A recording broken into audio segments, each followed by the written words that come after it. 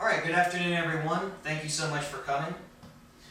Oil is one of the world's biggest and most precious commodities that is sold in the world today to make a profit.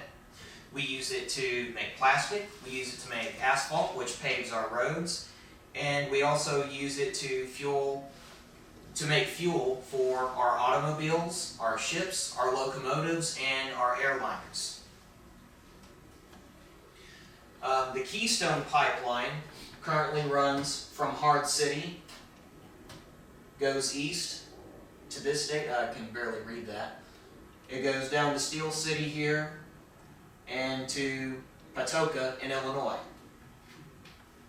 Now the XL project calls for a much bigger pipeline, which is noted here in purple, that runs from just south of Hard City all the way down to right here in southeast Texas.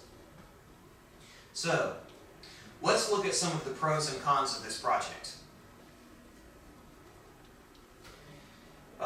Trade relations. It will solidify our trade relations with Canada, who is an already good ally with us. If you invest in the stock market and you invest in the Keystone pipeline, it will provide an immediate accretive cash flow for shareholders, which will make profit, and it will also provide conduit oil from Canada. I forgot to mention that earlier. And the best part, it provides a safer way to transport oil in crude form. Right now, our oil is brought in from the Middle East on ships or tankers that also use fuel. With the Keystone pipeline, it will reduce our dependency on oil from foreign countries, and it will reduce the risk of piracy by keeping it continental, and it will also help to lower our gas prices. So now let's look at some cons. Environmental hazards. Mechanical failure is one of the big ones.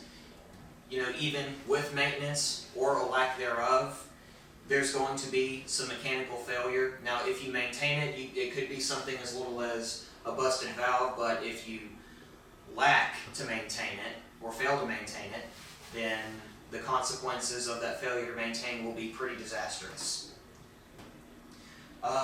Forest destruction. There's a lot of pipeline that is being run, and some good chances are that some forests are going to be destructed, which can be harmful to the environment, and it can harm an ecosystem. And it also is pollution of water waste. The next one is the majority. Although there will be jobs, the majority of them will be temporary. The State Department Environmental Review estimated that there would be 42,000 jobs that would last 2 years and only 50 to 100 that would be permanent. The last one is property rights, and that's the biggest one of them all. And despite restraining orders, which only delayed Keystone, Julia Crawford battled with the courts over a period of a few years to not have the Keystone put on her property, which this past March, it ultimately failed whenever the courts decided not to hear her case.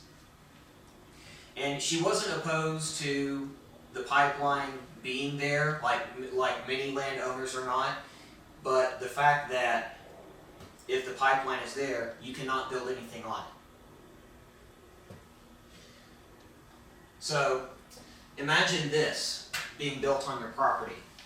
And furthermore, imagine it being built right through the middle of Camp Erland.